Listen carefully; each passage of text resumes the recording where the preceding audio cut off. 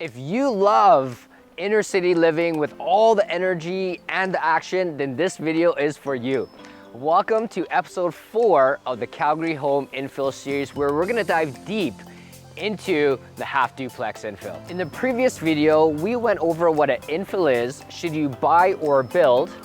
And we took you on a tour of a townhome infill. And we also shared with you the pricing, the sizes, and the upgrades for that. But today, what we're gonna do is give you the same information for a half duplex. Also, we're gonna share with you what mortgage payments look like at 10% down, so make sure you stick around for that. And by the end of this video, you'll know if a half duplex infill is right for you. Welcome to episode 4 of the Calgary Home Infill series.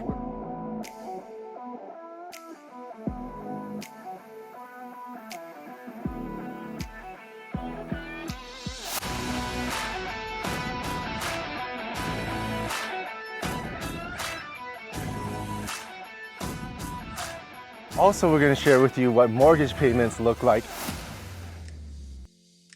If you're new to our channel, I'm Jasben, this is Felix, and we're the LiveInnerCity real estate team, where we bring you the best real estate news and tips, home tours, and mortgage advice. And in our next and final episode of our Calgary Infill series, we're gonna take you on a tour of $1 million plus detached infill. So if you don't wanna miss that, make sure you subscribe and hit the notification bell so you know when it comes out. And make sure you don't go anywhere, because we're gonna share with you some bonus tips of the things that you should consider before you buy your next half duplex infill. Let's get started. Today, we're in Banff Trail in the Northwest. Walking distance to the University of Calgary, close to Markham Mall, Foothills, and Children's Hospital, and you have 3 LRT stations that are walking distance. This is what you can generally expect about a typical half duplex infill in Calgary. The majority of Calgary infills are between 1,700 and 1,900 square feet. They're usually 2 stories, and a few will be 2.5 or 3 stories. They're usually 3 bedrooms up and 1 bedroom down with 3.5 bathrooms. And the basements will almost always be developed. And usually there's a double detached garage with an alley in the back. The dining room in this home is at the front of the house, but sometimes it's at the back.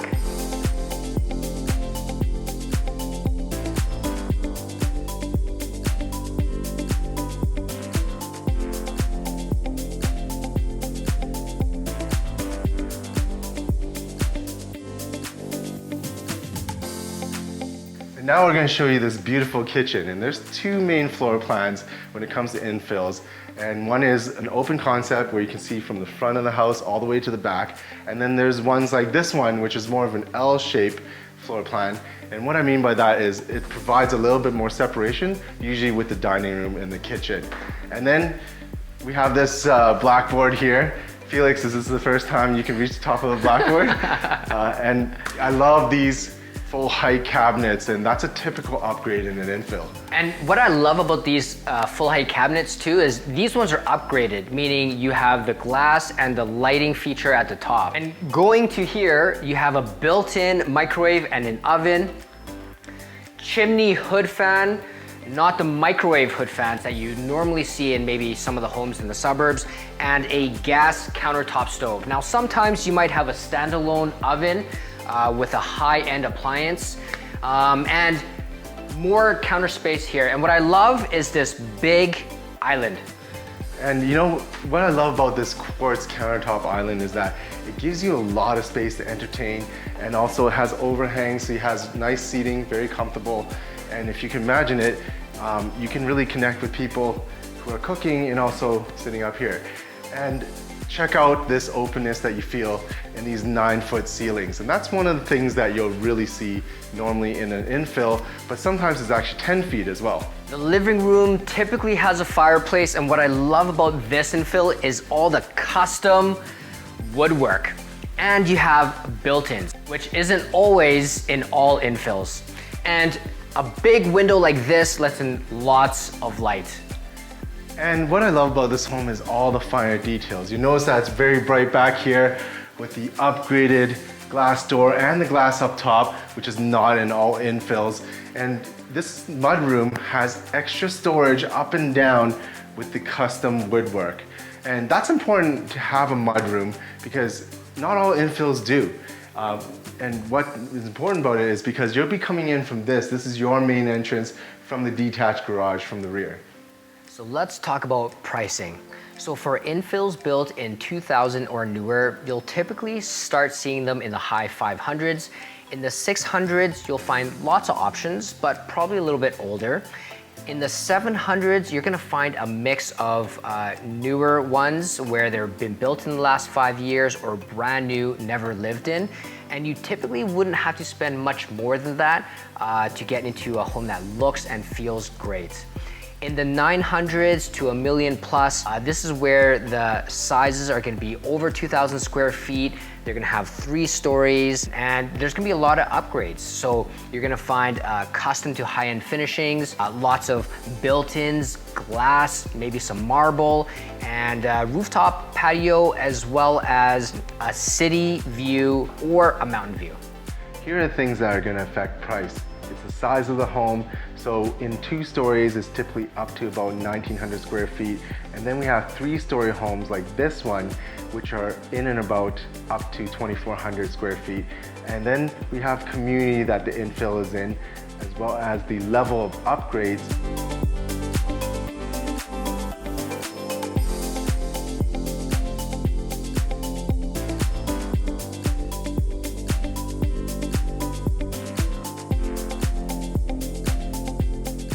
Lastly, we have the location, things like if it's on a quiet versus a busy street, or if it faces a park or green space. Before we go upstairs, let me take a moment to show you this beautiful custom spiral open riser staircase, which is not common in most infills.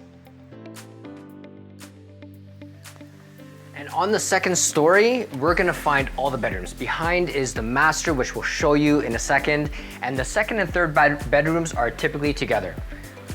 The rooms in here are usually pretty big, even for teenagers. And we'll take you to the 3rd bedroom, which is just over here. And decent sized closets, and of course, a full bathroom is always close by. What I like about this floor plan and most is the bathroom is usually separating the master and the bedrooms on the opposite sides. And is that your, is Felix still potty training there? I'm not really sure. But come take a look at this. We've got the laundry room here and it's almost always on the 2nd floor where all the bedrooms are. So it's super convenient when you're doing laundry. And check out this master bedroom. I mean, you got vaulted ceilings that are so high up here and you'll almost always have room for a king-size bed and 2 side tables. And over here we've got a walk-in closet, but this infill features a built-in custom closet. And I love this feature about this ensuite is this feature wall with a 3-way fireplace. Super relaxing when you want to take a bath. And typically there's usually lots of light coming into the ensuite, big area for a bathtub. You have dual vanities, a beautiful glass shower. Sometimes it does come with a steam shower. And of course, a separate pooper room.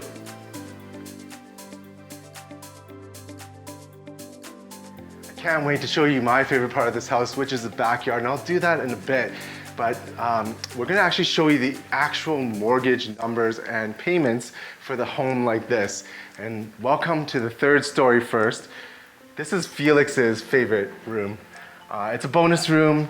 You got lots of space. You can turn it into a den. You can turn it into an extra bedroom if you want, or even another TV room where you can imagine you can really dive in and like entertain with your family and friends. And like, are you having fun there? It's a Dyson.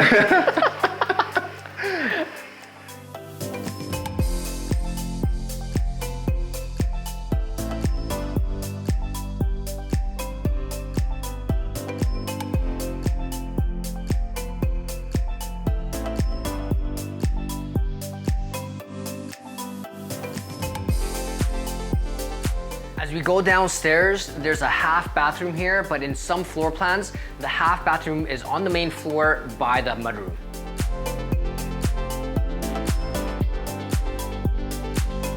basement will usually come fully finished like this one. You have a second living room space or rec room. Sometimes it comes with built-ins and a wet bar or a wet bar. And you'll always have big windows letting in tons of light. And over there, we have the utility room, and you'll find a furnace, a hot water tank, and heat recovery ventilator sometimes. And there's also usually a lift or sump pump. And this one actually has an upgrade for in-slab heating. That's about a $15,000 upgrade. Now come over here. You have under the stairs storage, that's really common. We have extra storage in this closet. And then we have a fourth bedroom. And you always find a full bathroom in the basement, but this one has an ensuite bathroom. And this is very spacious bedroom. Almost always comes with bigger windows to let in lots of light. And what I love about this bedroom is actually this little niche where you can set up a little reading area or extra den space. Your possibilities are endless. And this is why I love this backyard. Not only is it very private, but it also has southwest facing, which ensures that you're gonna get sunlight from noon all the way through to the evening. And that's because you're gonna use this outdoor living space the most during that time.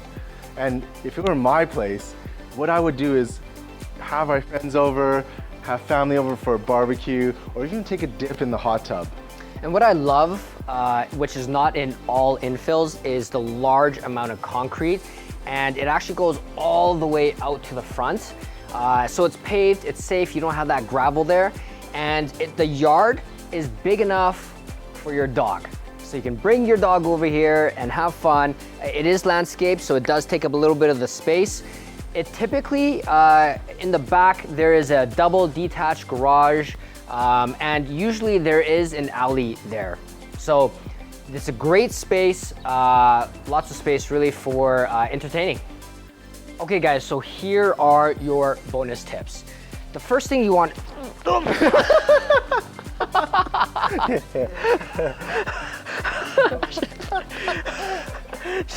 should I just keep going? Yeah, just keep going. Okay. Keep going.